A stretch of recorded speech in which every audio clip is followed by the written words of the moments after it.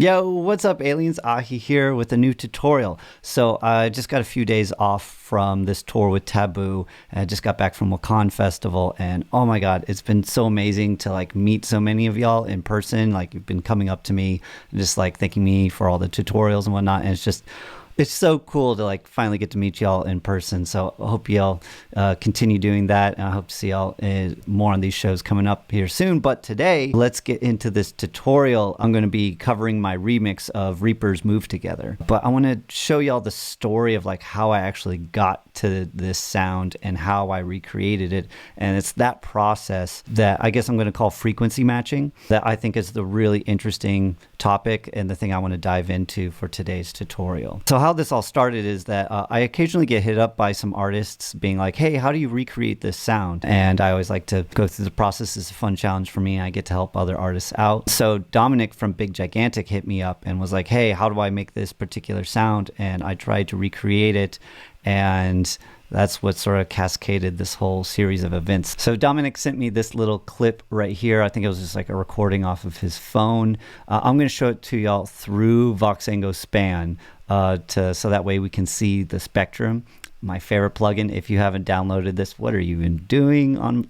Go get it. It's for free. All right, here we go.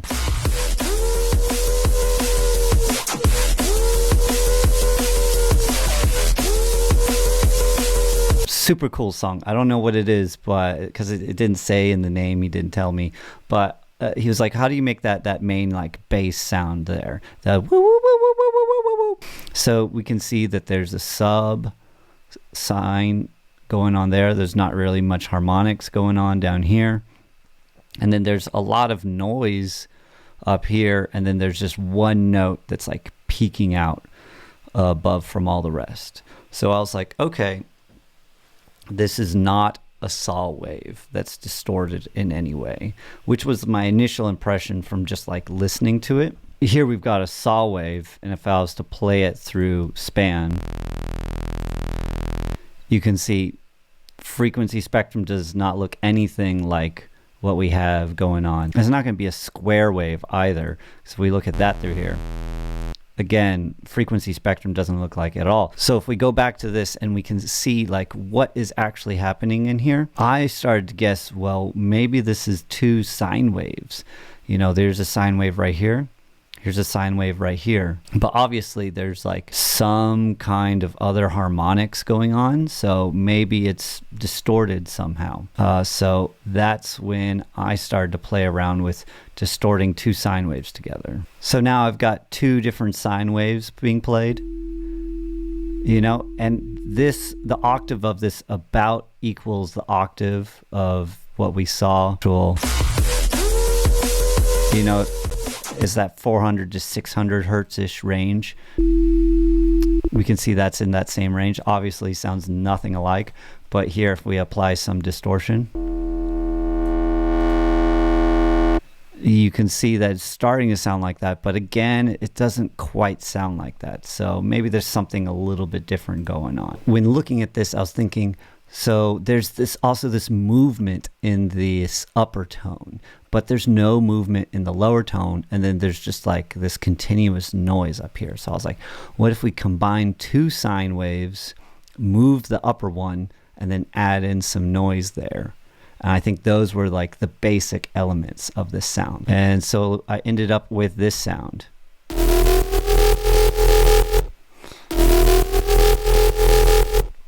Which I thought works pretty well, especially if we put it in context of the song.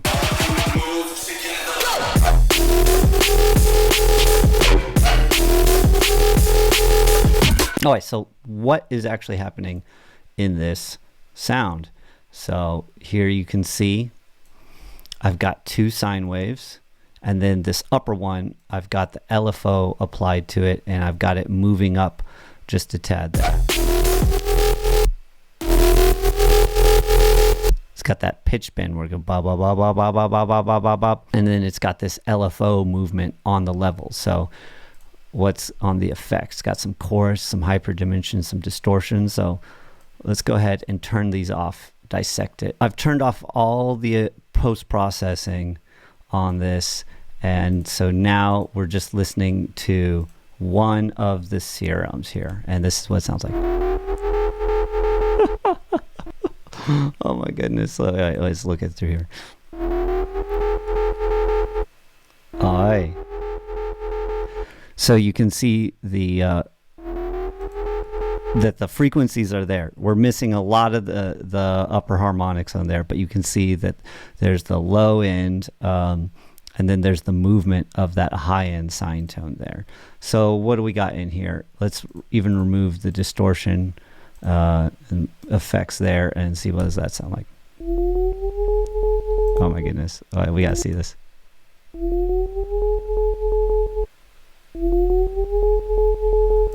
So we can see in the most rudimentary form, we've got a sine wave, another sine wave, but it's got extra harmonic to it, and then a bunch of little excess harmonics up here in the high end. So how I went about creating that is, again, here's just that low end sub sine wave, no movement to it whatsoever. And then I have this upper sine wave that's 3 octaves up, and then it's got some movement on the level there. And it sort of gives it that pulsing drive. But also I've added the LFO1 to the coarse position, coarse pitch up here, and you can see it's pitch bending up. And I've gone up, was that like 20, 19 on there.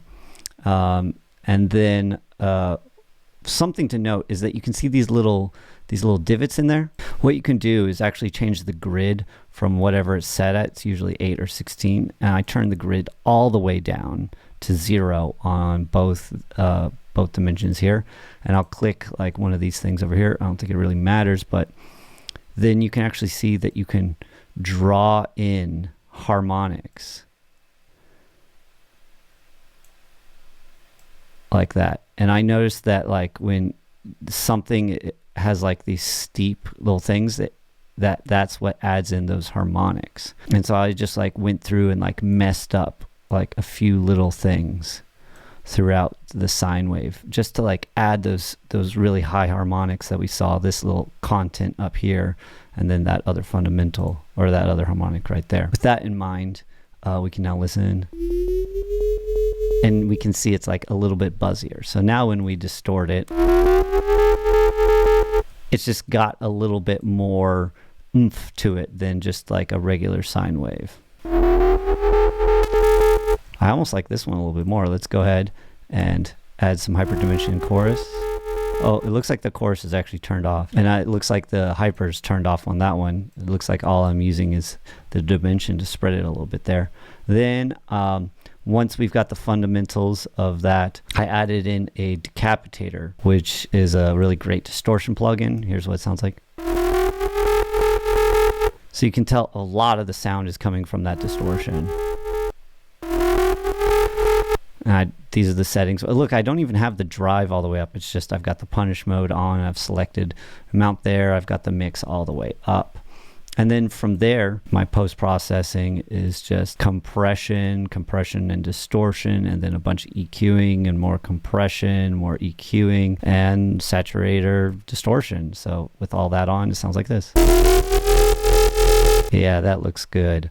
But that's not the original sound. The original sound I went with was a little bit different. Sine wave shape there. There we go. And you can see there's this little bit of a gap right here between the harmonics of the distorted sines and those extra harmonics added in. I wanted to fill that out. And also, I just know a lot of drum and bass fills out stuff with white noise.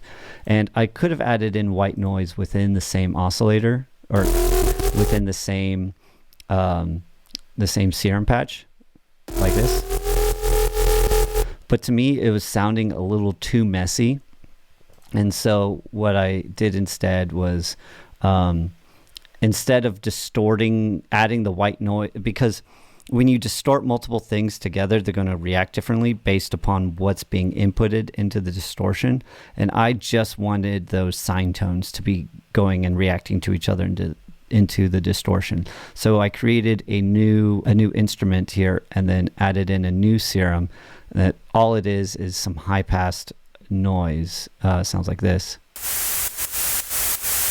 And that's all. And see, that isn't going through the decapitator at all. But then afterwards, they're then compressed and a little bit of distortion together. So now all together, it sounds like this. And that just sounded a little bit cleaner to me than, say, doing this.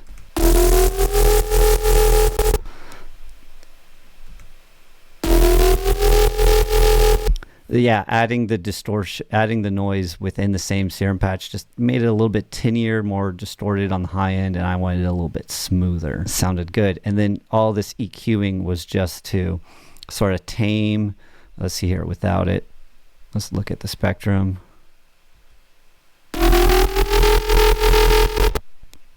Again, it looks like I probably want to boost up this. I want to dip some of that. So when I go in here, yep, that's exactly what I see. I've dipped that 1K range. I've boosted that empty gap in there, and that helps fill it out. So it goes from that to more of an even sloped shape, which is closer to that original shape from whatever this track is. You can see this one's got a very nice slope on it. I wonder what track this is. I should look it up. So I just want to say before I look it up that I sent it over to Dominic Big Gigantic. He loved the sound. I was like, sweet, happy to do that. And then I was like, I should just make a song with this sound. Now that I've done it, I'm just feeling super inspired right now. And then that's where this whole track came from. And then I uploaded it to Instagram as like a little like demo of like, hey, look what I did today. And then from there, Reaper heard it and reached out to me and was like, yo, love this. Like, please make a remix of one of my tunes that he had this whole remix compilation he was about to release. He's like, I'd love for you to be a part of it. So I was like, sweet, I'm already doing this drum and bass thing. Let's just add it right in. So I added in the drums and whatnot. And then just like the whole thing came together.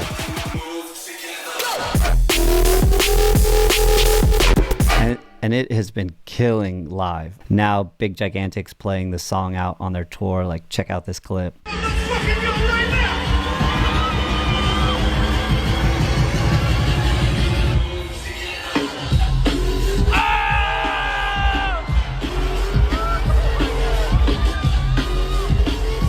Super epic to see that. They played it at their Rowdy Town at Red Rocks. Taboo recorded that bit right there. But yeah, let's actually look up. I'm going to Shazam this little clip right here.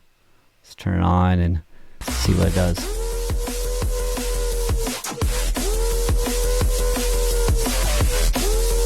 Oh my God, y'all.